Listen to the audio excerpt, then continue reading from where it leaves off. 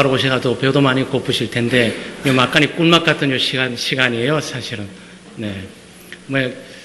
우리 형식상 모든 것들이 예배 분위기고 예배적인 자세와 태도지만, 좀, 강의라는, 세미나라는 요게 약간 자유를 주니까, 그냥 우유를 마시면서, 빵을 쪼개 드시면서 들으시면 되겠습니다. 자, 에베소서 4장 7절, 10절인데요. 자, 이제 시간을 요게 좀 중요한 부분들을 우리가 왔으니까 성경 기초에서 또 함께 확인하면서 좀 읽어보도록 하겠습니다. 함께 읽습니다.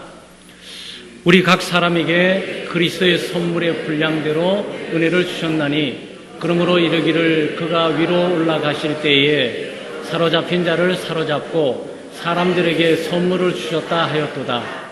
올라가셨다 하였은즉 땅 아래 곳으로 내리셨던 것이.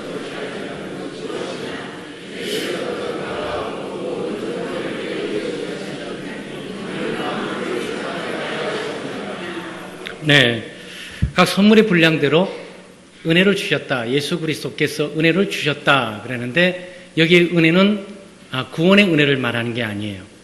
여기에 은혜는 바로 구원의 은혜가 아니고 은사를 지금 말하고 있는 겁니다.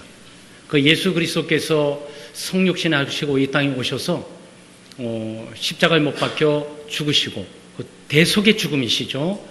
죄가 없는 예수 그리스도가 육신을 입으셨지만 죄 있는 몸으로 십자가에 못 박혀 죽으셨어요. 그것은 바로 우리의 죄값인 죽음과 저주와 또 그리고 형벌, 심판을 대신 감당하신 거죠. 그 예수 그리스도를 믿음으로 그리스도께서 나의 모든 죄값과 죄의 결과들을 십자가에 다 치우고 지워버리신 거죠. 그리고 죽은 예수 그리스도가 아니고 부활하셔서 승천하시고 하나님의 우편 보좌에서 성령을 우리에게 보내시고, 성령을 보내주심으로 성령께서 우리 가운데 말씀을 통해 역사하셔서 우리를 거듭나게 하시고, 하늘의 생명을 주시고 하나님의 생명을 주시고, 네? 그리고 그 성령께서 우리에게 은사를 주신다는 측면에서 바로 예수 그리스도의 은혜라고 우리에게 표현을 지금 하고 있는 거예요. 그러니까 예수님은 각 믿는 사람들에게 은사를 주십니다. 아까 우리 은사를 잘 받고 개발해야 된다는 말 했죠. 그러니까 예수를 믿기 이전에도 하나님께서 세상을 사람을 만드시고 창조하셔서 이 땅을 보내시게 될 때 그 사람에게 걸맞는 은사를 주세요. 소위 달란트라고 재능이라고 그러죠. 그래서 이 재능과 달란트를 자기만을 위해서, 자기 영광과 명예를 위해서, 자기의 축복만을 위해서 사용을 하는데, 이게 예수를 믿게 되면 바로 이것이 성령께서 다스리면서 그 일반적인 자기를 위한 모든 재능과 달란트들이 은사로 바뀌어지게 됩니다. 하나님을 섬기는 은사로 바뀌어지게 되죠. 그래서 그것이 개발되어지면서 그것이 소위 스피리추얼, 영적으로 강화돼요. 그래서 예수를 믿기 전에 갖고 있던 은사가 예수를 믿고 난 이후에도 강화되면서 하나님의 영광을 또 크게 쓰임 받는 거고, 또 예수를 믿고 난 이후에 발견하지 못하거나 없었던 은사를 자기가 얻기도 하고 거기에 되찾기도 합니다. 그래서 예수 그리스도는 바로 하나님의 몸된 교회, 또 우리 직분자들을 부르시고 직분을 주실 뿐만 아니고 성령을 통해 우리에게 은사를 주셔요. 그래서 교회는 은사적인 공동체라고 해요. 교회는 성령 공동체고 성령에 의해서 태어나고 성령의 역사에 의해서 다듬어져 가고 성령의 은사를 통해서 주의 몸된 교회를 세워가도록 되어 있어요. 그러니까 반드시 하나님의 성도, 특별히 직분 재직들은 자기의 은사를 잘 찾고 예수 그리스도께서 나에게 직분을 주셨는데, 이 직분을 감당을 하는 분명한 은사를 주실 것인데, 그 은사를 발견해서 개발하고 찾아서 잘 직분을 감당해야 됩니다. 사람이 선물입니다. 한국의 대통령은 사람이 최고다 그러는데 그게 아니고 사람은 선물이에요. 네, 이 본문 맥락 가운데서 하나님께서 이 땅에 누구를 주셨냐면 예수 그리스도를 주셨어요. 그 예수 그리스도는 뭐 단순히 영으로 계셨던 것이 아니고 육신을 입고 이 땅에 우리와 동일한 육신을 입고 계셔서 고통과 아픔들, 슬픔과 괴로움들 다 아시는 분이세요. 네. 그래서 예수 그리스도는 하나님께서 이 땅에 준 참된 사람이에요. 그러니까 참된 사람의 이 표본은 바로 예수 그리스도이십니다. 참된 하나님의 표본도 예수 그리스도예요. 그래서 많은 분들이 예수를 믿을 때 이 부분이 안 믿어져서 예수를 못 믿는 거예요. 그거 당연한 거예요. 예수는 성령의 역사로 믿어질 수 있는 것이지 이론적으로 확률에 따져가지고 계산해서 분석해서 믿을 수 있는 것이 아니에요. 어떻게 믿어집니까? 완전한 사람인데 죄가 없고 그 완전한 사람인데 완전한 하나님이야. 근데 완전한 하나님인데 완전한 사람이야. 아유 헷갈려. 간둬버려야지. 아우 이건 뭔가 이상한 공동체야. 이거 말도 안 되는 이 집단들에게 내가 소속되는 것 자체가 내 지성이 아주 초라해질 것만 같아. 그러니까 그 지성이 타락돼서 하나님 되심을 간파하지 못하고 있는 거죠. 근데 여러분과 저는 뭐 IQ가 낮는 것도 아니고 뭐 낮을 수도 있겠는데, 네? 그리고 우리가 이 혼을 빼놓고 정신 빼놓고 이 뇌를 빼놓고 사는 건 아니잖아요. 근데 우리는 예수 그리스도가 하나님이시면서 예수 그리스도가 참된 인간임을 믿는 게 어렵지가 않아요. 아니 믿으려고 노력할 필요도 없어. 저절로 믿어줘요. 누가 때려도 그분이 이럴 거라고 나는 고백할 수밖에 없게 되어 있어요. 그 성령께서 역사하셔서 바로 그 예수 그리스도를 믿게 하시고 고백하게 하시는 거죠. 그러니까 예수 그리스도는 하나님께서 이 땅에 준 가장 위대한 선물이에요. 그 선물을 여러분과 제가 이미 가지고 있어요.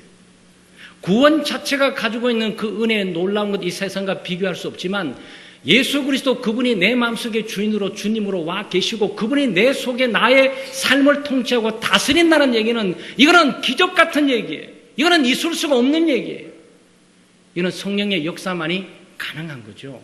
그런데 사람이 선물인데 예수 그리스도께서 이제 부활 승천하셔서 하나님 우편 보좌에 계셔버리잖아요. 아, 교회는 어떡하냐고. 바로 그래서 하나님께서 교회에 사람을 보내신다. 예수 그리스도를 믿는 사람들을 교회에 보내시고 믿는 사람들 가운데 직분자를 뽑아 세우시면서 주의 몸된 교회를 만들어 가도록 하는 거예요. 그래서 사랑하는 여러분, 좋은 목사님을 모시고 있는 교회는 복된 교회예요. 좋은 장로님을 모시고 있는 교회는 복된 교회입니다. 위대한 선물 중에 선물이에요. 사람이 일하는 거예요. 결국은 하나님이 일하시지만 동시에 사람도 일하는 거예요. 하나님이 사람을 통해 역사하고 일하시거든요. 그러니까 교회에 좋은 권사님이 있으신다. 그건 교회의 자랑거리고 교회의 기쁨이고 교회의 큰 선물로 여겨야 돼요. 좋은 집사님이 계시고 좋은 교사가 계시고 좋은 찬양대원이 계시고 또 좋은 제자 훈련 리더가 있고 이거 정말 선물이에요. 사람을 어디서 구하냐고. 그런 사람을 도대체 어디서 만드는 겁니까? 예수 믿는 사람을 어디서 만들 것이며 예수 그리스도를 위해서 헌신하고 희생하는 직분자를 어디서 만들 것이며 예수 그리스도를 사랑하고 교회를 사랑할 뿐만 아니고 영혼을 사랑하고 자기의 삶을 내놓을 수 있는 그 사람을 어디서 만드냐고. 대학교에서 만드십니까? 하버드에서 만들어요? 서울대에서 만듭니까? 아니잖아요. 근데 그게 교회에 있다고. 그게 교회에 있다고 이상하게. 그 성령께서 역사하셔서 하나님이 교회에 사람을 주세요. 그러니까 제자기 여러분, 사람을 소중하게 여기고 사람을 사랑해야 돼요. 하나님이 사람을 사랑하셨거든요. 예수 그리스도인은 하나님의 형상을 닮은 하나님의 백성으로서 사람을 사랑합니다. 근데 사람을 믿으면 안 돼요. 사람을 믿으면 안 돼요. 하나님만 믿어야 돼요. 사람은 믿음의 대상이 아니에요. 수시로 흔들 수밖에 없고 자기 자체가 갈파를 얻지 못하고 갈팡질팡하는 사람에게 내 삶 전체를 맡기면서 그걸 신뢰하고 의뢰한다. 그건 힘든 일이에요. 그래서 우리의 사랑하는 아내들이 남편에게 심한 배반감을 갖고 우리 순진한 남편들이 아내에게 심한 배반감을 갖고 또 순진한 어머니들이 특별히 아버지는 좀 덜한데 어머니들이 무조건적이고 희생적인 사랑, 자식을 위한 사랑, 그 사랑, 자식 엄청 사랑했다가 배반당해갖고 그냥 가슴 아파하고 너무 믿어서 그래요. 사람은 사랑해주는 존재예요. 사랑받고 사랑하면 되는 거예요. 그게 대체, 그게 다예요. 그 이상은 뭔가 요구하고 기대하는 순간 우리 스스로 신앙이 흔들릴 뿐만 아니고 정체성이 흔들리기 시작해요. 그러니까 여러분, 사람은 선물이다. 따라해보세요. 사람은 선물이다. 네, 주변을 보시면 옆에 집사님, 권사님이 계시죠? 권사님 계시죠? 그 권사님, 집사님이 여러분 각자에게 주어지는 선물이에요. 할렐루야! 여러분 그거 믿으셔야 돼요. 그 선물이야. 이 많은 공동체가 다 나의 선물이야. 하나님께서 우리 영암교회와 동천교회, 동신교회에 준 선물이야. 그거 생각하면 교회 행복해요. 직분자들이 그런 직분들을 만나게 되면 신기하고 기이하지. 어떻게 예수를 믿게 됐을까? 어떻게 직분을 받아서 나와 동일한 구역장이 되고 이 직분자가 되고 섬기게 됐을까? 신기하다. 하나님이 주신 선물이에요. 사람은 선물입니다. 그래서 혹시 재직끼리 일하시면서 약간의 차이에 의견 차이를 분쟁하고 다투게 하는 것은 사랑 싸움이라고 생각하시면서 이해하고 관여하고 넘어가야지. 그거 꽁 해가지고 정말 나에게 저럴 수가 있어. 내가 그렇게 믿었건만. 그래서 목사님은 그렇게 믿지 말라고 했건만. 목사님 그렇게 사람을 믿지 말라고 했건만 결국 말 안 듣더니 또 저렇게 계속 그걸 반복하다 보면 영적 성숙하면서 사람은 사랑해야지. 너무 뭐 기대하다가 정말 우리의 나약함 때문에 무너지고 또 무너지구나라는 부분을 깨닫고 오직 또 하나님만 믿고 의지하게 되는 거예요. 그러니까 실패는 나쁜 게 아니에요. 실패는 성공을 향한 발판이고 도약이고 출발점이니까 그 실패에 낙심하고 실망할 필요도 없어요. 성숙해 가는 하나의 과정들이니까 폭넓게 믿음을 가지고 보는 거죠. 에베소서 4장 11절 12절 함께 읽습니다. 그가 혹은 사도로 혹은 선지자로 혹은 복음 전하는 자로 혹은 목사와 교사라 주셨으니 이는 성도를 온전케 하며 봉사의 일을 하게 하며 그리스도의 몸을 세우려 하심이나 그랬어요. 네. 그가 예수 그리스도예요. 그가 사도의 직분을 주세요. 선지자의 직분을 주십니다. 그런데 사도와 선지자의 직분은 더 이상 존재하지 않습니다. 이상한 기독교 그룹들이 사도직을 주장하고 그러는데, 네, 사도직은 다 사라졌어요. 12사도. 또 선지자직은 다 사라졌습니다.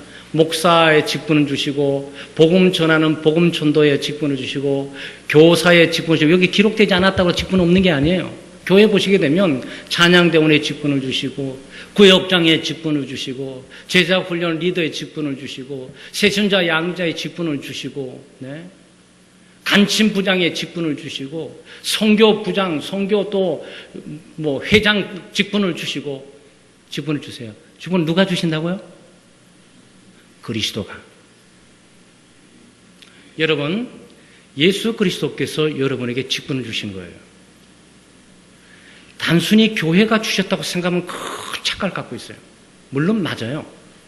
당에 우리 장로님들과 함께 재직을 이 사람 줘도 되겠습니까? 검토하고 11조 하는지, 주일 성수를 하는지, 제자훈련 어느 정도 배웠는지, 이 사람이 이렇게 돼서 과연 안수 집사 후보가 될 수 있을까요? 라고 토론하고 하는 모든 과정이 있는 건 사실이에요. 네? 그리고 뽑아가지고 그 후보자를 추천하고 그리고 공동체가 투표해서 뽑은 건 사실이에요. 근데 이 모든 것들을 결정으로 전체 주관하고 다스리는 건 누구시라고요? 예수 그리스도예요. 직분은 그리스도께서 주시는 거예요. 목사의 직분은 그리스도께서 주시는 거예요. 장로의 직분을 그리스도께서 주시는 거예요.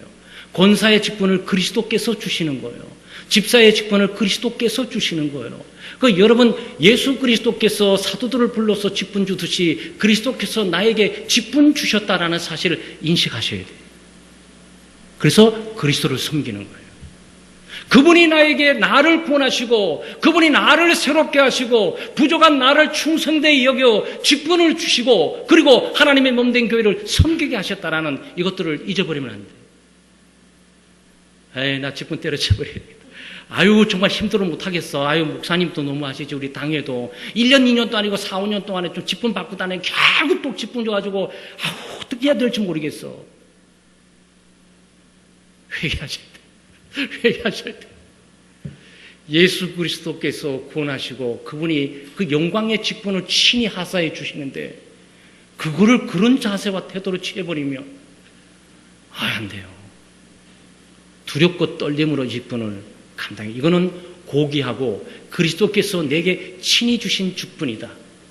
이 직분을 충성되이 여기면서 나를 감당하리라. 이렇게 가야 돼요. 그게 직분을 주신 분을 위대하게 만드는 거예요.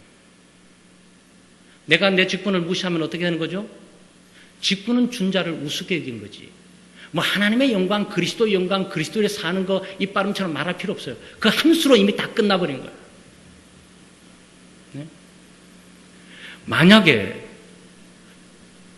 옆에 있는 집사님이 저 집사님 무시하고 권사님이 저 권사님 무시해버리고 직분을 무시하는 순간 어떤 일이 벌어집니까?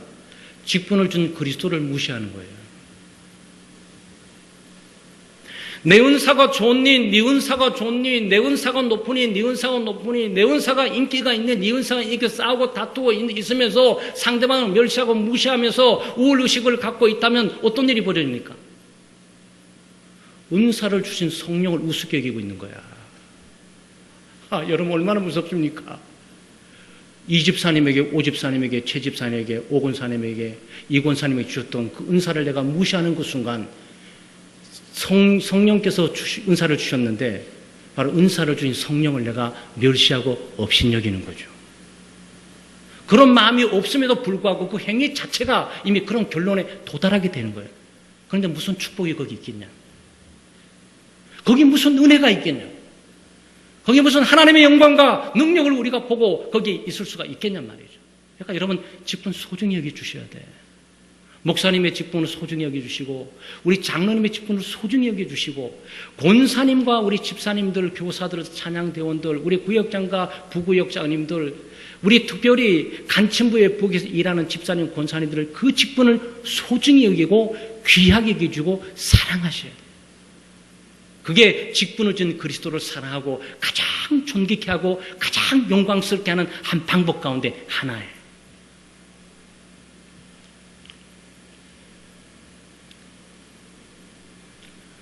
직분은 성도를 온전케 하는 겁니다. 사도와 선지자, 복음 전환자, 교사, 목사로 이런 직분을 주신 것은 성도를 온전케 하는 일. 여기 직분자들이 교회 성장을 도모해 나가기 위해서 해야 될 한 방법이 뭐냐? 성도들을 온전케 세우고 양육하고 훈련시키는 일들이 직분자들의 최우선적인 일이에요. 그럼 봉사는 누가 하는 겁니까? 봉사는 성도들이 하는 거예요. 목사와 교사와 그리고 복음 전환으로 줬는데 이 직분은 성도들을 온전케 한다. 그리고 이 성도들을 온전케 해서 성도들로 하여금 봉사의 일을 하게 함으로 교회가 세워져 나가게 되어 있다는 거죠. 그러니까 목사뿐만 아니고 직분자의 여러분과 제가 해야 될 일은 뭐죠? 우리 교회의 성도들을 온전케 하고 하는 일에 주목해야 돼. 이들을 양육을 해야 한단 말이죠. 그 영암교회 같은 경우는 제자훈련이 있는 줄 잘하고 계세요. 모든 교회는 제자훈련뿐만 아니라 다양한 훈련 프로그램을 통해서 양육하고 훈련하고 세워야 되잖아요. 우리 여기 집사님 계시고 권사님도 계시지만 자란 자녀에게 처음부터 태어나자마자 엉엉거리면서 우는 애를 발로 툭툭 차면서 너 청소해야지, 너는 화장실 청소 안 하고 여기 있는 거, 이런 사람이 있습니까? 여러분 없어요.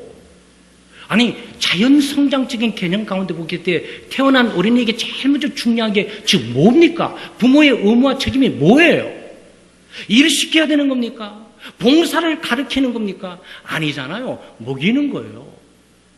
그리고 보호하는 겁니다. 잘 키우고 세우고 양육하는 거죠. 이게 성장의 원리예요. 그냥 일하다가 지쳐가지고 사람들을 다 잊어버리고 엄마 아빠가 아이를 돌보면서 먹을 거 입을 거 챙기고 병에 질병 들지 않고 위험의 요소가 없도록 관리하고 돌봐야 되는데 돈 벌러 가면서 왔다 갔다 하다가 와보니까 애가 나중에 식음을 전폐하고 있고 쓰러져 있고 넘어져 있고. 여러분 교회가 때때로 이럴 수 있어요. 많은 프로그램과 활동 영역 가운데 진행해 나오면서 일을 위해 존재하다가 사람을 잃어버릴 수가 있다고. 우리는 일도 해야 되지만 그 일보다도 소중한 것이 사람이에요. 사람 선물이라 그랬죠. 자녀들은 선물이에요. 한 명, 두 명 키우는 것도 힘들고 벅차요. 그렇지만 이 아이들이 컸을 때 이 아이들이 가정에 얼마나 큰 경제적이고 정신적이고 유산적인 힘을 갖고 있는지 모른단 말이죠. 그런 개념으로 우리가 교회를 세우고 양육해 가는 거예요. 그러니까 구역회는 구역회대로, 선교회는 선교회대로, 찬양대는 찬양대대로, 주일학교는 주일학교대로 계속적으로 양육하고 훈련시키고 세우는 일이 진행돼 가야 되는 거예요. 이거 잃어버리시면 안 됩니다. 그래서 여기에 직분은 성도를 온전케 하는 거다. 이거는 직분은 일을 잘하는 거다. No. 성도를 온전하게 세우고 관리하고 키우고 양육하고 돌보고 필요를 제공하고 사랑을 제공하고 관심을 제공하고 말씀을 제공하고 기도를 해주고 그리고 함께 더불어 조금 크면 어떻게 되는 거예요? 서서히 일 시켜야지. 뭘부터? 걸음마부터 서서히 시켜야지. 처음부터 걷지 못한 애를 너는 왜 집안일도 화장실 청소 안 해놓니? 너 당번이라고 얘기했지? 수천 번 얘기해도 소용없어요. 왜? 할 수 있는 능력을 갖고 있지를 못해. 여러분, 교회 성장의 이 개념들을 일반적인 아이를 가르치는 걸로 비유하고 있지만 잘 볼 필요가 있어요. 교회가 원점 검토에서 시작해서 정말 성장과 성숙을 향해 나가는 것이 무엇인지를 정확하게 교회 본질을 붙들고 온 교회 직분자들이 함께 더불어 일을 하기 시작을 해야 되는 거예요. 여기에 우리가 실수하면요, 뭔가는 관리가 되고 도라는 가고 있는데 점점 지치고 피곤하다고. 아이들만 자꾸 많아져가고. 양육하는 일, 훈련하는 일, 교육하는 일, 세우는 일 잊지 마시고 잘 진행해 나가시기를 바랍니다. 자, 함께 읽습니다. 우리가 다 하나님의 아들을 믿는 것과 아는 일에 하나가 되어 온전한 사람을 이루어 그리스도의 이는 우리가 이제부터 어린아이가 되지 아니하여 사람의 괴술과 간사한 유혹에 빠져 모든 교훈의 풍조에 밀려 요동치 않게 하려 함이라 그랬어요. 자, 교회 성장의 방법이라고 이렇게 명명했습니다.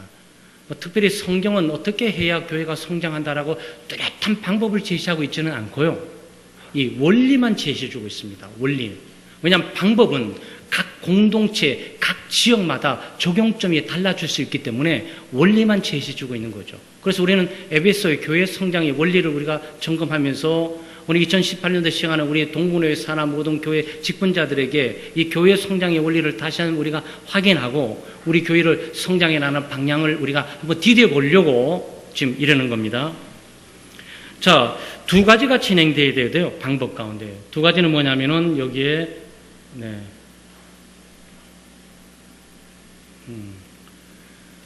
하나는 믿음이고요.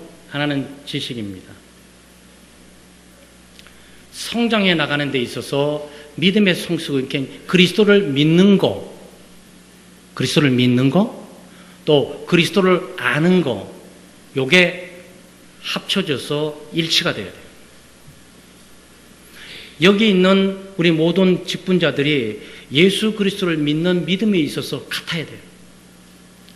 예수 그리스도를 알아가는 진리의 지식에 있어서 같아야 돼요. 왜 많은 교회들이 분열하고 분쟁하는 줄 아세요? 왜 힘들이 일치되면서 연합해서 앞을 나가지 못하는지 아세요? 믿음이 없어서 그런 것이 아니에요. 믿음이 같지 않아서 그런 거예요. 그래서 힘든 거예요. 믿음이 같아야 돼요. 믿음의 대상이 같아야 돼요. 예수 그리스도를 믿는 것이 같아야 돼요. 그러니까 믿음의 대상이 틀리면 문제가 심각해지기 시작해요. 나를 믿는지, 주변의 사람들을 믿는지, 조직을 믿는지, 저분이 뭐 회장을 믿고 있는지, 아니면 예수 그리스도를 믿고 있는지에 따라서 이 부서가 굉장히 시끄러울 수가 있어. 나도 믿고 너도 믿고 그러는데 그 믿음이 어떤 믿음이 진짜인지를 몰라. 그래서 이 에베소서는 말이죠, 믿는 것에 하나가 되어야 된다는 거예요. 믿는 것에. 그 믿음은 예수 그리스도이시다.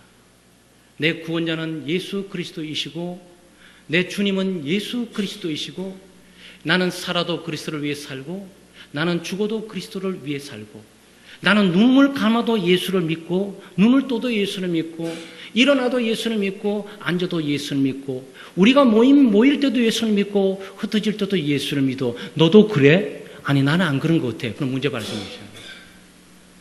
그래서 여러분 이 공동체는 함께 더불어 성장해 나감에 있어서 우리의 믿음의 일치를 향해 계속적으로 함께 가야 돼요. 믿음의 대상이 예수 그리스도임을 늘 고백을 하는 거죠. 그리고 믿는다고 해서 다 끝나는 게 아니잖아요. 왜냐하면 그 믿음의 대상이 잘못될 수도 있고 믿기는 믿지만 아는 것이 다를 수가 있잖아요. 그러니까 지식이 같아야 돼요. 아는 것들이 같아야 됩니다. 참 근데 이게 굉장히 힘들어요. 여러분 믿는다 그래가지고 다 압니까? 아니에요. 예수 믿고 말이죠. 신앙생활하면서 왔다 갔다가 어느 날 나 예수 잘못 믿은 것 같아. 정말 지금 이제 진짜 예수를 믿은 것 같아. 그런 사람 만나요. 아마 여러분 가운데 그런 분이 있을지도 몰라요. 그냥 교회 와가지고 은혜 받고 교회 다니고 열심히 신앙생활 했는데 내가 예수 그리스도를 중심으로 믿지 않고 왔던 거야. 그냥 내 열심을 따라서 주변에 나를 인도했던 저 사람이 열심히 이끌려서 왔을 뿐이지 내가 믿었던 예수 그리스도가 정말 안 믿었던 것도 아닌데 이 예수가 뒷전에 있었고 또 다른 사람이 앞에 있었던 것을 발견하게 돼. 깜짝 놀라고 아이고 내 믿음이 잘못됐구나. 뭐 이럴 수 있어요. 그러니까 믿음은 진리의 지식에 의해서 점점 강화되고 알아져 가야죠. 저는 투표할 때마다 솔직히 투표의 대상들을 잘 모르고 찍습니다.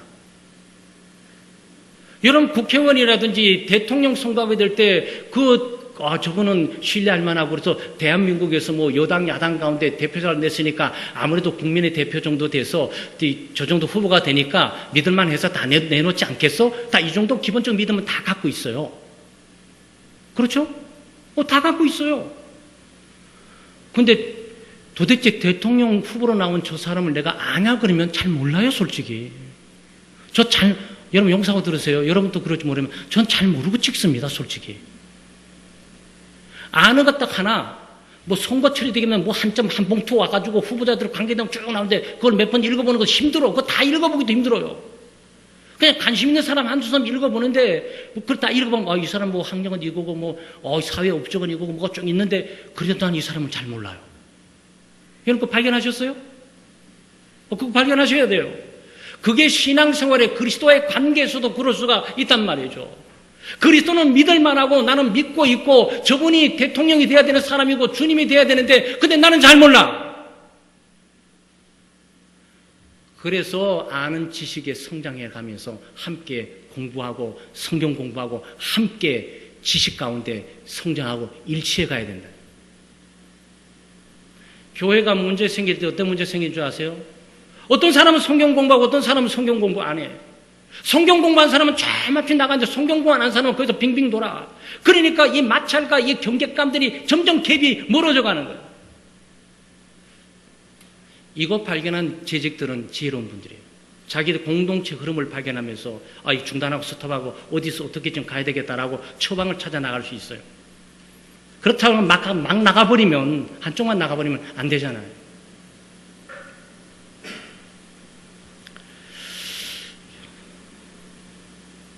교회는 각 개인의 성장만큼 성장합니다. 이 무슨 뜻이냐면은 이 교회가 성장해야 되잖아요.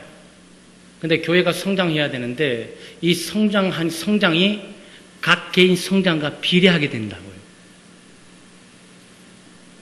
그러니까 내 수준만큼 교회가 성장하는 거예요. 근데 많은 분들이 어떻게 하는 줄 아세요? 나는 성장하지 않고 있으면서 교회가 성장되기를 바라고 있어. 집사나 또 우리 권사님들 가운데 교사들 가운데 자기는 전혀 성장하지 않고 자라지 않고 예수 그리스도를 믿는 믿음뿐만 아니고 그를 아는 지식에 전혀 자람이 없는데 왜 우리 교회는 날마다 일어나는 거야? 자기가 잘하면 다 끝나는 일인데 자기가 성장하고 자기가 자라면 모든 사람의 자기가 각자 위치에서 성장해 자라게 되면 온 공동체가 건강한 교회로 다 자라게 되는 건데 말이죠.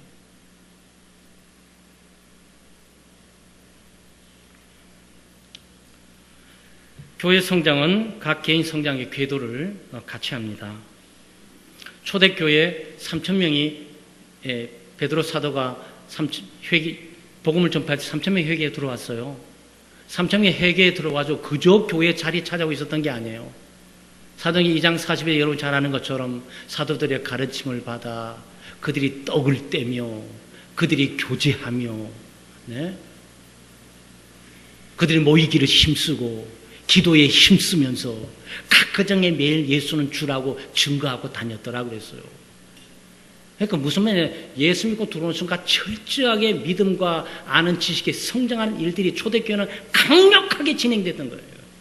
그러니까 얼마나 좋겠어요. 찬양대도 없고 뭐 구역회도 없고 하니까 사도들 밑에 성경 공부하게 되니까 한 어머니 아버지 밑에 관심 받고 젖 많이 먹고 음식 많이 챙기고 오니까 저절로 무럭무럭 자라서 강한 사람이 될 수밖에.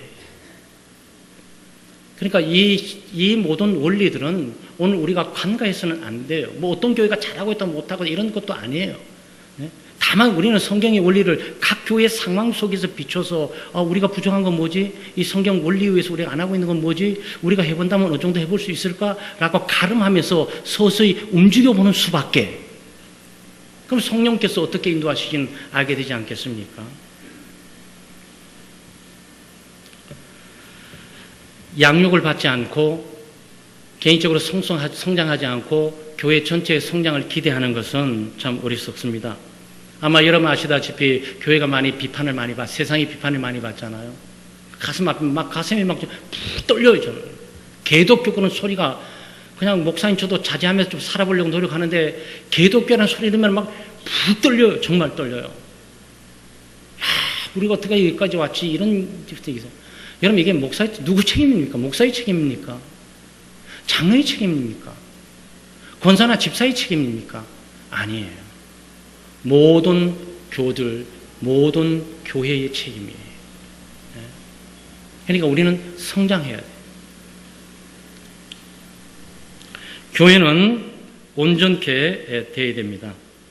아까 말씀드린 것처럼 온전케 되는 작업들이 필요한데 여기 보게 되면 이게 또 이렇게 나갔어요. 잠깐만 뒤로 갑니다. 네.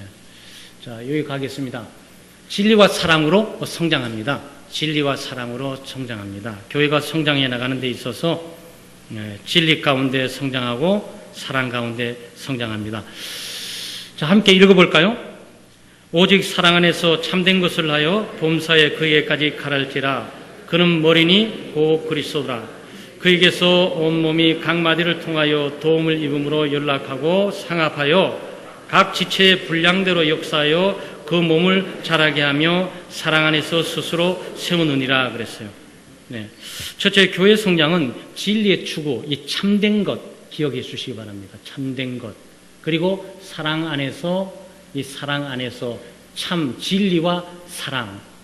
네, 이것이 교회 성장의 굉장히 중요한 역할을 하고 있어요. 아마 여러분 책에는 여기에 없는 것들이 뒤로 좀 이렇게 나와 있을 겁니다. 진리와 사랑으로 성장한다. 참된 것이란 진리, 그 다음에 예수 그리스도의 진리의 복음을 말하고 있습니다. 그러니까 교회 성장의 방법은 어떤 특별한 방법이 있는 것이 아니고 원리에 기초해야 되는데 이 원리는 진리를 추구해야 된다. 이 교회 모든 교우들과 직분자들은 하나님의 말씀인 그리스도의 복음의 기초에서 전인격적인 변화를 도모해야 된다. 단순한 진리의 동의가 아니고 머리를 끄덕거리는 그래 그럴 수 있어 그거지 능히 그러고도 나면 아주 좋은 말씀이야 이게 아니고 철저하게 마음 깊은 중심에서 인격적인 전인격적인 변화가 바로 성경의 가르침과 예수 그리스도의 복음에 기초해야 되는 거예요. 그러니까 우리가 생각하는 모든 것들은 철저하게 복음주의지를 못하고 성경적이지를 못하고 철저한 성경적이지를 못해요. 그냥 한국의 두리뭉실 넘어가는 의식이 신앙계 가운데서 들어오면서 그냥 두리뭉실 넘어가면 뭔가 되겠지라고 생각할 때가 얼마나 많은지 몰라요. 그런데 교회는 그렇게 부응 안 됩니다. 부흥이 돼도 그는 잘못된 부흥이에요. 성경은 반드시 하나님의 말씀 그 진리의 기초에서 변화가 도모되는 가운데서 성장하고 성숙해 가야 되는 거예요. 근데 이 복음 말이죠. 아마 여러분 잘 알지만 한국은 유교 또 불교 미신적인 뿌리를 갖고 있는 나라입니다. 그러니까 이 뿌리가 바뀌어지지 않으면 불교, 유교, 미신적인 뿌리가 바뀌어지지 않으면 기독교의 종목들이 뭐 맺는 것 같더라도 또 한참 시간이 지나면 또 불교적인 생각, 유교적인 생각, 샤머니즘, 미신적인 생각들이 나오는 거예요. 종종 우리 뭐 재직들에게 시험 좀 합니다. 자, 집사님들 볼펜 좀 들어보세요. 딱 들으면 내 이름 빨간 글씨로 내 이름 한번 쫙 크게 한번 써봅니다. 그러면 또로요, 또로. 아이고, 예수 그리스도의 보혈이 핍니다. 보혈이 피면서 쓰세요. 예수 그리스도의 보혈이 빨갛게 내 이름을 전체를 이렇게 지우면서 나의 죄를 용서하고 이거 생각하고 쓰면 되지. 근데 빨간 글씨로 이름 쓰는 순간 뭔가 저주받을 듯한 느낌인 거예요. 한 번도 성경에서 가르쳐 본 적도 없는 거예요. 그래서 본인이 그 생각을 하고 있는 거예요, 그냥 지나가다가, 아유, 안색이 안 좋은 무슨 일이 있을 것만 같아요.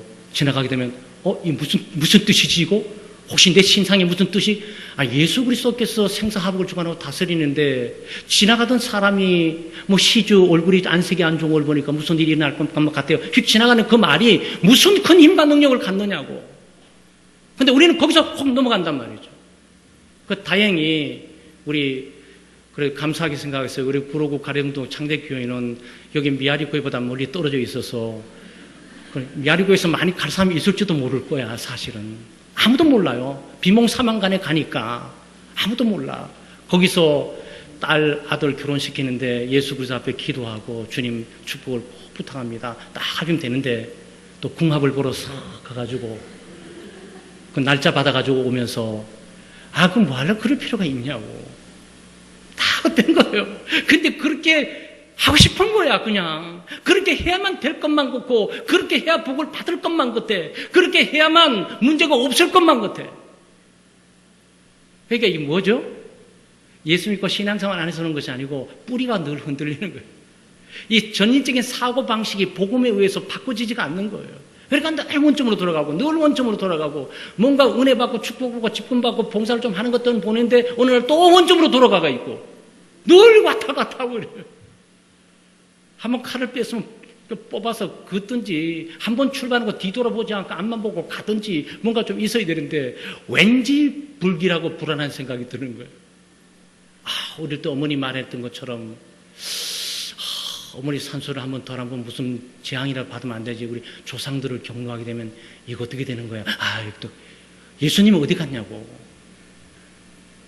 그러니까 조상의 무덤을 돌보지 말라는 것이 아니고 자기 인생의 그 결정적인 역할이나 조상이 무슨 자기 인생에 축복을 준다거나 갑자기 지옥에 가고 천국에 가다 갑자기 내려와가지고 자기 인생은 복권 당첨되도록 꿈에 나타나서 딱 찍어주는 것도 아닐 텐데 말이지. 여러분 그래요. 그래서 우리는 철저하게 우리 의식구조, 사고방식, 가치관, 인생관, 세관을 이 복음 성경 위에 철저히 바꿔야 돼요. 우리 의식구조 전체 깊은 속에 심령을 새롭게 바꾸지 않으면 절대 삶의 변화를 우리는 가져오지 못하고 성장과 성숙을 향해 나갈 수가 없습니다. 자, 사랑 안에서거든요. 네, 여기 사랑 안에서란 뭐냐면은, 아무리 참된 것을 하고 진리를 알아도 우리는 행할 수 있는 능력이 부족합니다. 그래서 이 사랑 안에서라는 얘기가 나오거든요. 그래서 우리가 알고 있고 배운 바 이 진리의 지식이 힘을 발하고 능력을 발하기 위해서는 사랑의 능력이 필요해요. 그래서 교회는 사랑의 공동체예요. 사랑에 의해서 존재하고 사랑을 위해서 진행해 나가고 있는 거예요. 그래서 교회는 사랑의 공동체여야 돼요. 왜냐하면 내가 알고 있는 진리의 지식, 내가 알고 있는 가치관, 변화된 인생관, 내가 가치관이 변화됐다 그래가지고 내 능력이 변화된 게 아니에요, 여러분. 그러니까 내 삶과 인생이 변화되었다 그래가지고 내 능력이 변화된 건 아니라고. 다 알고 새로운 것을 알면 알수록 더 괴롭고 힘들어 할 수 있는 능력이 더욱더 없으니까. 그러니까 알면 알수록 더 부족한 것을 기도를 통해서 더욱더 하나님의 능력을 채워나가면 얼마나 좋겠어요. 근데 그게 아니니까 그저 좌절하는 거죠.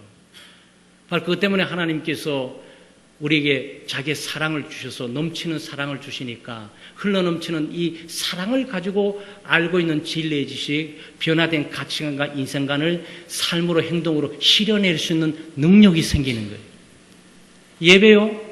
하나님 사랑하시면 예배가 즐겁고 기쁘게 되어 있어요. 봉사요? 하나님을 사랑하고 그리스도를 사랑하면 기쁘고 즐겁게 되어 있어요. 사랑하는 자에게 목숨 준다 한들 뭐가 아깝겠습니까? 그러니까 예배 생활뿐만 아니라 봉사 생활, 집중자 생활에 문제가 생겨서 환경에 문제가 있고 작주 사회적인 문제가 있고 가정에 문제가 있어서 그런 것이 아니고 예수 그리스도 사랑하는 것이 없어진 거예요. 어느 날. 아니면 잘 점검해 보세요. 우리가 처음 예수 그리스도를 만나서 봉사하고 헌신하게 될 때 더 어렵고 힘든 정황 속에서도 교회 나오는 것이 즐겁고 기뻤고 하나님을 섬기는 것이 기뻤고 즐겁고 예배 시간에 예배하는 몸된 그 공동체에 큰 예배위원을 잊지 않고 앉아있는 것만으로 기쁘고 즐거웠잖아요. 그 왜 그런 겁니까?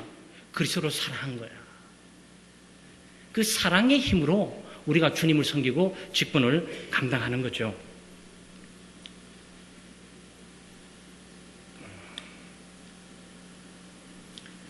자, 목회자를 돕는 재직 간단히 보겠습니다.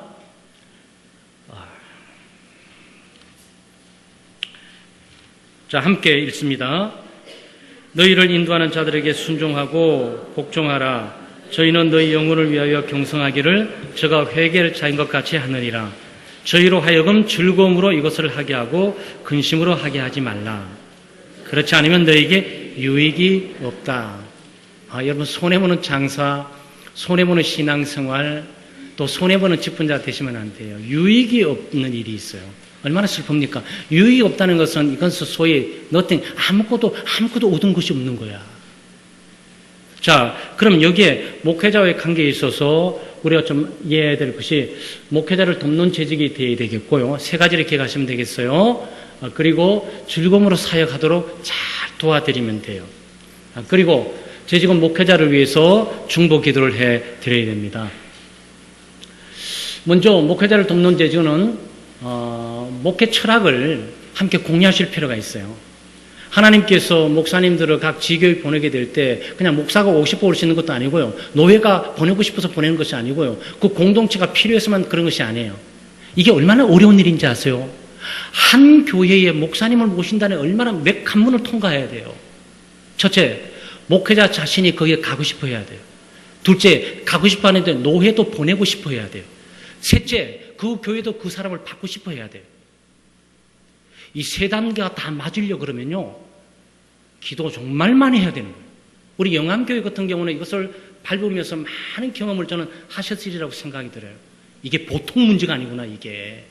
그냥 목회자 한 사람 오라고 하면 오고 가라면 가고 이런 차원이 아니구나, 이 상황이. 그러니까 사실 노예는 말이죠. 어떤 교회가 저 목사님 모시고 싶습니다. 네. 그 목사님은 가고 싶습니다. 네. 노예가 그러면 안 되는 거예요. 안 되는 거예요, 그게. 행정적으로. 그러니 이게 얼마나 어려운 일이냐 말이죠. 그러니까 이분은 막 가고 싶고 기도하고 노예는 저 교회에 이분이 마땅히 갈 사람으로 보내는데 그 교회 공동체가 안 된다고 막 설레발을 해. 그러면 안 되는 거예요. 그러니까 세 단계가 다 완벽하게 수용하고 받아들여야 되면 한 교회 담임 목사가 부임이 온단 말이죠. 그러니까 하나님의 뜻이 아니면 어려운 거예요. 하나님의 뜻이 아니면 그 자리까지 오기가 어려운 거예요. 그러니까 거기에 오게 될 때 목회적인 철학이나 또 함께 신앙적인 것들을 가지고 오지 않겠어요? 그래서 이 재직들은 그 목사님들을 철학을 같이 하는 거죠. 여러분, 일단 제가 이거 말씀드려 볼게요. 목사님들이 가장 제일 먼저 원하는 게 뭐겠습니까?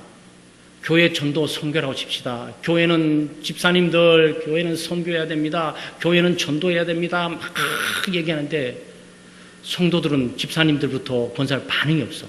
목사님, 저는 교회에 전도하러 온 게 아니에요. 정신 똑바로 차리세요, 목사님. 저는 위로하고 격려받기 위해서 여기 와 있어요. 교회가 어떻게 되는 거죠? 거기서 중단이야. 그거는 부흥 꿈 뚝 붙지 말아야 돼요. 그건 안 되게 돼 있어요. 목사님이 목회 철학을 접어버리고, 아, 그랬어요. 우리 교회는 전도하지 말고 선교하지 맙시다. 그냥 위로만 해드리러 신방 다니면서 다닐게요. 하면 끝나는 일이에요. 근데 목회자가 하나님의 뜻 가운데 교회가 전도해야 되고 하나님의 뜻을 따라 예수 그리스도께서 전도의 사명을 맡겼는데 이 일을 나뿐만 아니고 우리 공동체 맡아서 해야 되는데 만약에 집사님이 그 철학들을 함께 공유하지 못하면 그거 싸우다가 볼 일 다 봐버려요. 목사도 힘들고 집사님들도 힘들고 팽팽하게 말씀해서 아유 목사님은 아유 은혜가 없이 그냥 교회 그냥 일 사명 그냥 전도 그러지. 우리는 솔직한 얘기는 그것도 그렇지만 교회 좀 위로 좀 해주면 안 되겠어? 위로하는 게 교회가 아니야? 이게 뭐가 달라요? 철학이 다른 거예요. 교회에 나오는 초점들이 다른 거예요. 여러분 그래서 교회가 어려운 거예요. 목사님의 문제도 아니고 재직들의 문제도 아니에요. 함께 이 철학이 성경적이냐라는 것들을 검증하고 그것이 성경적이면은 함께 믿음으로 받고 함께 공유해 가야 된단 말이죠. 여러분 그걸 잘 배우는 공동체는요 성숙하게 돼요. 그렇게 돼 있어요. 물론 목사님의 비전과 목회 철학이 약간 진단적이부터 현장감이 없고 현실감이 없을 때는 목사님 가다가 지치면서 본인이 이게 아닌가 보다 접으면서 바꾸겠지. 근데 하나님께서 바꾸게 하시고 목사님도 사람인데 자기 멋대로 마음대로 어떻게 할 수 있겠습니까? 고민하다가 기도해보다가 아유 여기 와서 이건 아닌 모양이다. 그러니 내가 이 방향으로 바꿔야지. 그것도 하나님의 뜻이에요. 어쨌든 그것이 맞아야 되는 거죠. 영적 권위에 순종해야 됩니다. 목회자 영적 권위가 하늘에부터 땅에 탁 떨어졌어요. 여러분 시간이 좀 많이 가서 좀 안타까운데 이중홍 목사님하고 옛날에 참 도우시면서 함께 하게 될 때 나는 밖에 나가면 절대 목사란 얘기 안 해.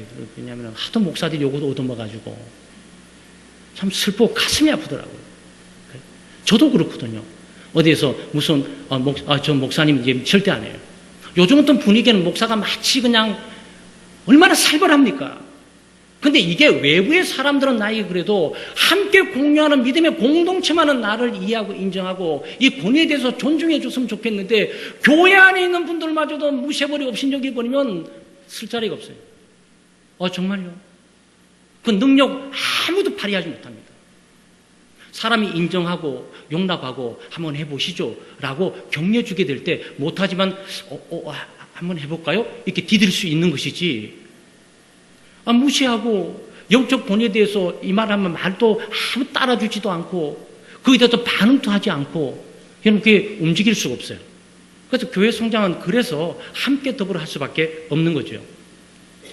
즐거움으로 사역을 하도록 해야 됩니다. 목회자를 잘 이해해야 돼요. 또 목회자 영적이고 정신적인 일들 또 체력적인 일들 잘 이것들을 이해해 줘야 됩니다. 목회를 이해해야 되는데 참 이게 어려운 일이에요. 왜냐하면 우리 장로님 가운데 우리 권사님들 가운데 목회자의 뜻 이해를 못하고 아들을 신학교 보내고 아들을 전도사 태고 그때 비로소 20년 30년 만에 목회가 뭔지를 알고 그때 깨닫는 거야. 정말 슬퍼요. 그리고 우리 재직들은 목사님이 무슨 일을 하는 사람인지 저 사람은 어디에 어려움을 겪고 있는지 목사들 나름대로 물어보세요. 목사들끼리 만나면 참 어려워서 버거워해요. 행복하면서 우리 승리 일세 막 이런 목사님은 아무도 없어요. 그냥 어깨 쭉 처려서 경제적으로 힘들고 자식적인 쪽이 힘들고 가족도 부양하고 교회 가게 되면 비전도 제대로 이루어지지 않고 교회는 성장되기도 않고 그래서 기쁘고 즐거우냐 너무 무시하고 업신적인 당한다는 모습 가운데 있고 목회 불안하다. 이게 어떻게 앞으로 이게 헤쳐나갈까? 우리 교단을 말하는 게 아니에요. 이게 일부 다른 교단에 많은 목사님, 합동층이나 합신, 총신 있는 분들 좀 종종 만나요, 여러분. 그런 거 보게 될 때 참 제 자식에게도 그래서 저는 어떤 분은 신학교 오게 되면 장로님들 자식들 좀 신학교 좀 보내라고 말해서요. 근데 장로님은 아무도 신학교 가라고 말 안 해요. 저는 이해합니다. 제 자신도 제 아들을 신학교 가라고 함부로 말을 못하니까. 물론 이것은 하나님께서 부르셔야 되지만 이 주어지는 여건과 환경 가운데 앞으로 이 목회직을 갈수록 점점 더 어려워지는데 이 난관들을 어떻게 헤쳐나갈까? 옛날에는 말이죠. 호기심이 있어가지고 새끼 치고 난 다음에 그 사과 게장 놓고 있어도 사람들이 우르르 몰려와서 아이들 막 사탕 몇 개만 줘도 막 40~50명 줄 섰는데 지금은 사탕 줘가지고 애들 오지도 않을 뿐만 아니고 USB 좋은 걸 보여도 잘 오지도 않아요. 우리 창대교회 같은 데도 참 불쌍해요. 그냥 앞에 여기 밑에 배단위 교회는 또 부작교인지 몰라도 주일학교 애들이 오늘날 갑자기 다 사라졌대, 선생님들이. 아니, 그 무슨 뜻이에요? 왜 주일학교 애들이 어디 갔어요? 배단위 교회 다 갔어요.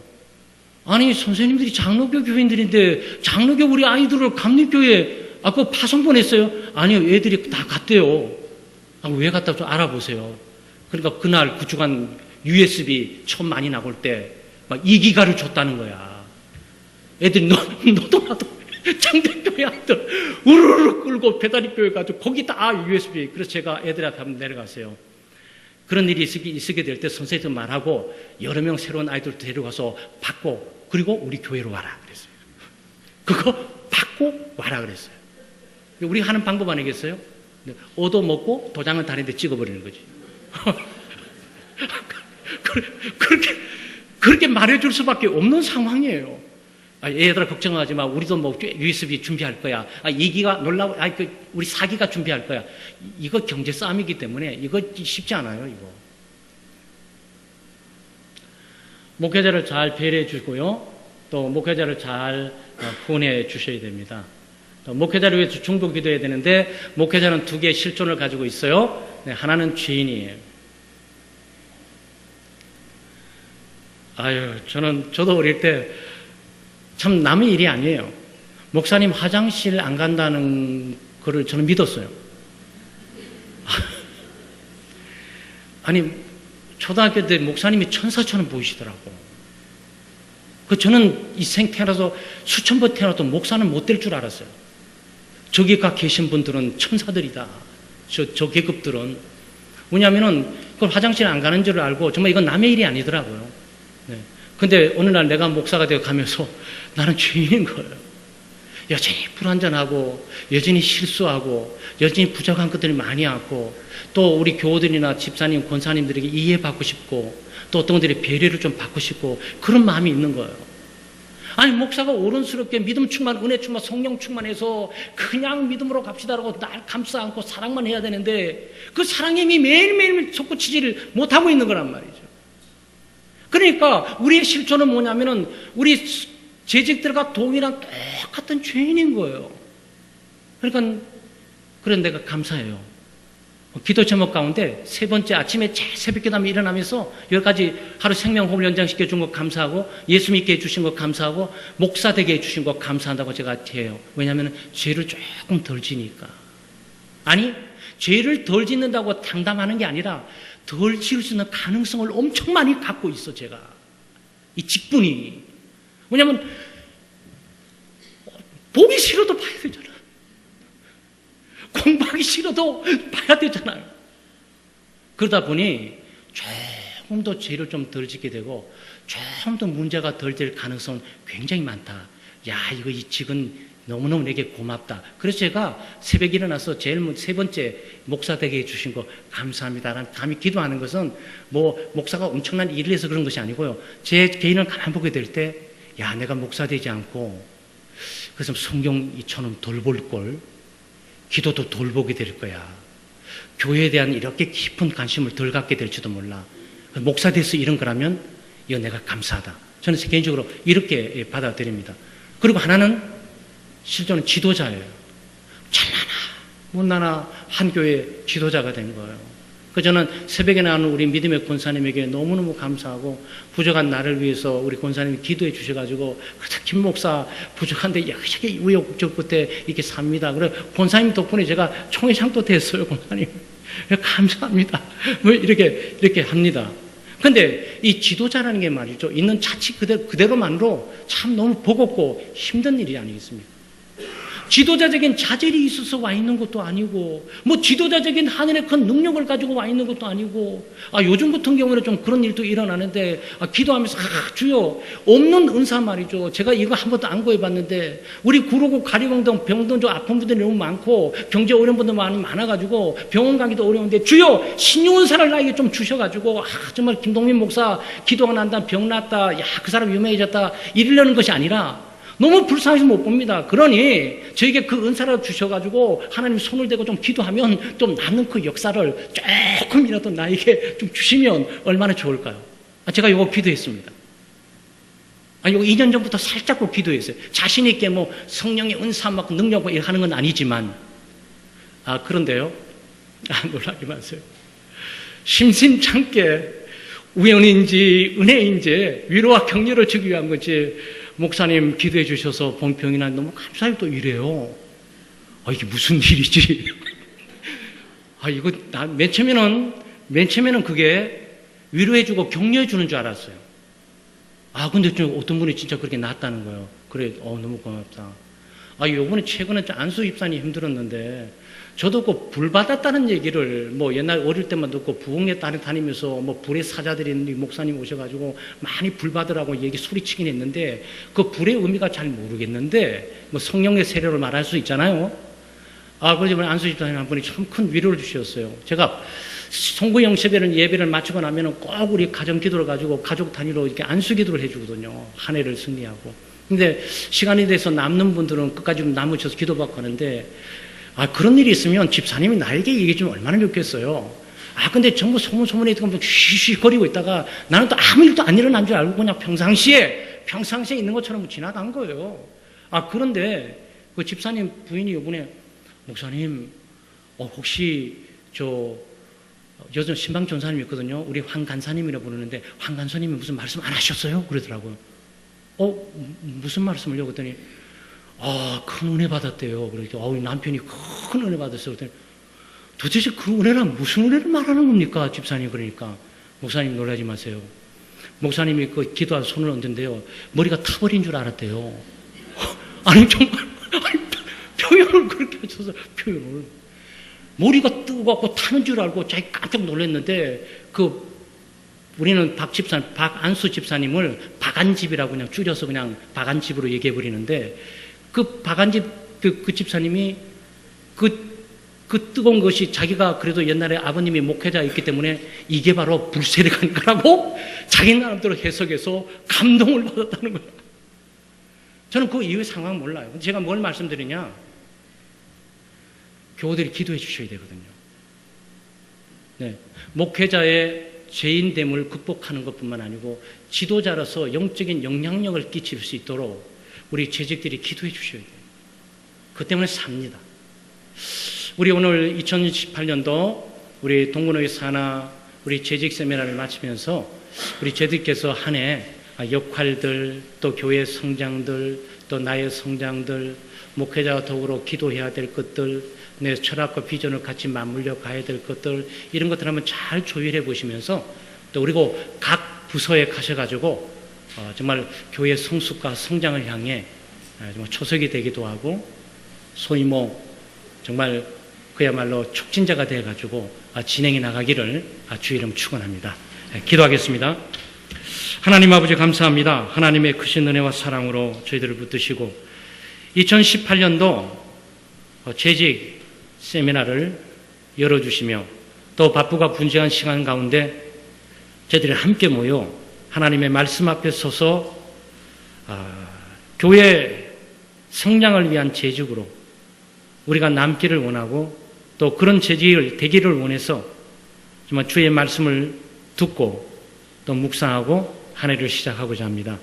주의 성령께서 우리 가운데 임하셔서 하나님께서 우리에게 구원을 주시고 예수 그리스도께서 직분을 주시고 성령께서 은사를 주심으로 교회 사명인 예배와 교육 또 봉사와 구제 또 섬김 복음 전파와 선교의 사역 이 모든 것들을 잘 기억하게 하시고 우리의 상황과 여건과 실정 가운데 잘 적용해 2018년도 한 해 개인적인 성숙과 성장함이 있고 또 우리가 소속된 부서의 성장과 성숙을 촉진시키는 복된 사역을 잘 감당하는 우리 직분자들 되도록 역사해 주시옵소서.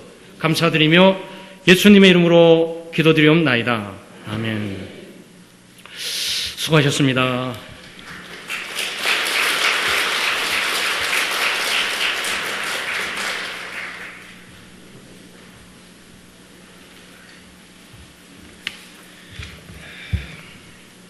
예, 말씀으로 많이 배우시고 많이 은혜 받으셨을 줄 압니다. 이 마음을 가지고 하나님께 찬양 드리겠습니다. 우리 찬송가 335장으로 하나님께 찬양 드리겠습니다.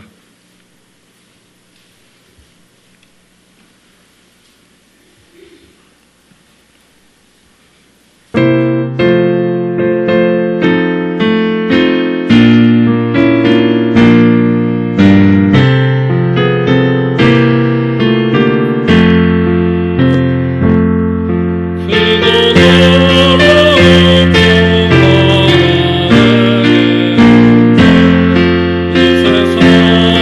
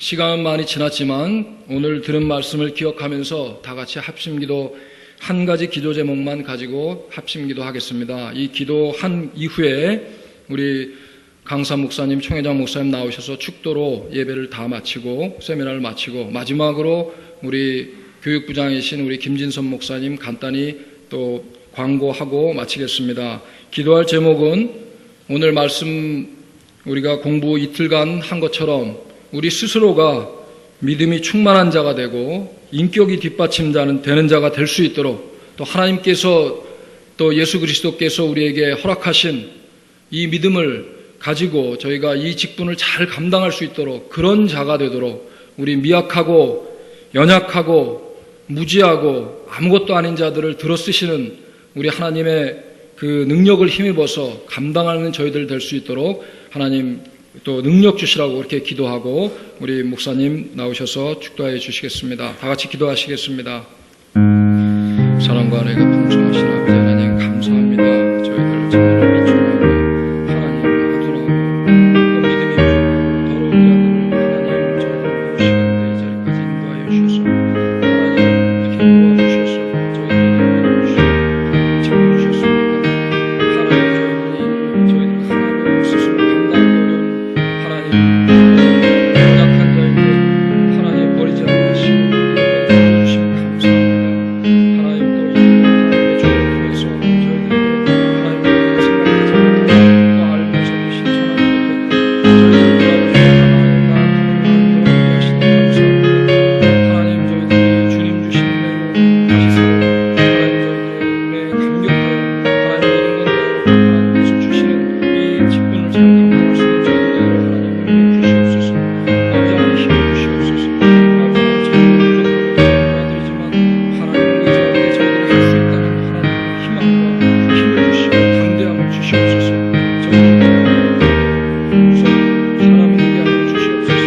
하나님 우리 성도들도 사랑하고 하나님 돕고 하나님 인도할 수 있고 하나님 섬길 수 있는 저희들 되게 하시고 하나님 인색한 자들 살아나게 하셔서 하나님 저희들 주신 것들 저희 것이 아니라 하나님의 맡김으로 저희들 저희들 그대로 살아나게 하셔서 하나님 나누어 쓸 수 있고 하나님 교회가 되어줄 수 있고 하나님 돕게 하시고 하나님 서로를 위해서 합심으로 기도하여 줄 수 있는 저희들 되도록 주님 인도하여 주시옵소서. 하나님께서 인도하심 따라서 우리도 하나님 남은 인생도 주님께 모든 것을 나누고 살아가는 저희들 될 수 있도록 하나님 인도하여 주시옵소서. 주님께서 인도하시고 하나님 오늘도 주님 은혜 가운데 모든 것을 잘 마치게 하시고 감사합니다. 언제나 너희들의 삶을 하나님 주의 종의 삶을 살 수 있는 저희들 되도록 인도하여 주시기 바랍니다. 예수님의 이름으로 기도드립니다.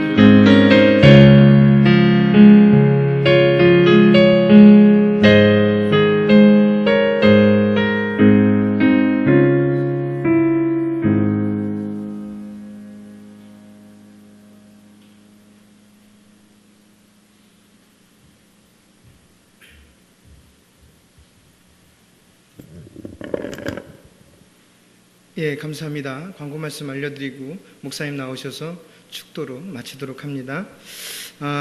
이틀 동안 2018년도 각 지교회에 속해 직분자가 직분자의 자세에 대해 열심으로 가르쳐 주신 우리 강사 목사님께 고마움의 박수를 표하도록 하겠습니다. 그리고 이틀 동안 찬양으로 하나 되게 하여 강의로 몰입케 한 우리 인도자분 감사합니다. 그리고 이틀 동안 은혜의 자리를 허락해 주신 영암교회 정말 감사합니다. 그 다음에 노회소, 우리 동부노회에 속한 14개 지교회가 있습니다.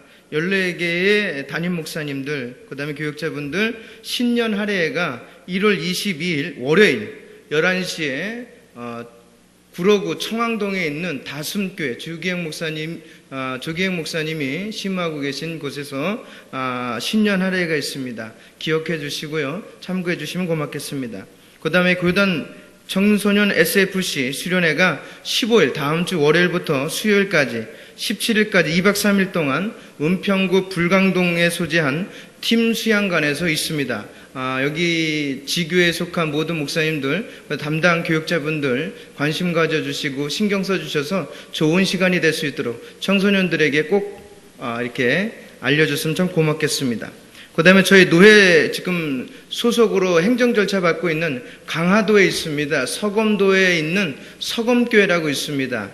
그 교회 이제 올해 동천교회 부목사님으로 사역하시다가 그쪽으로 이제 담임 교육자로 가시게 된 정영 목사님 혹시 오셨나요? 어저께 오셨어요?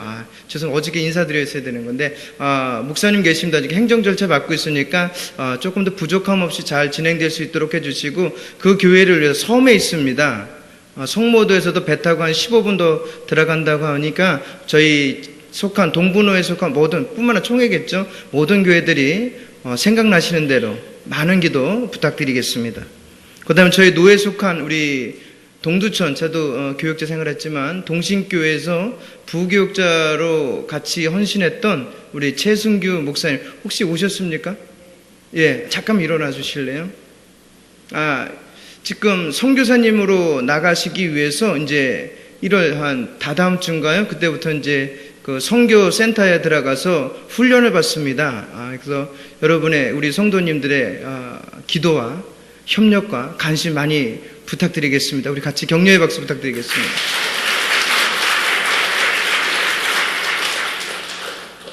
예, 그리고 마지막으로 저와 여러분이 한 가지 더 할 게 있는데 뭐냐면 제가 마지막으로 마치면서 축도 받겠지만 제가 여러분께 여러분 여러 재직분들 이틀 동안 어떠하셨습니까? 라고 묻는다면 좋습니다 라고 같이 이렇게 엄지손가락 치면서 좋습니다 하면서 우리 강사 목사님 얼굴을 보면서 왜냐하면 설교가 아니기 때문에 오늘 세미나잖아요. 그러니까 강사 목사님 벌써 좋습니다라고 한번 같이 응원의 메시지 한번 같이 날려주면 좋겠어요. 여러분 어떠셨습니까? 좋습니다. 예, 목사님 나와서 축도로 마치고 모든 행사를 마치도록 하겠습니다.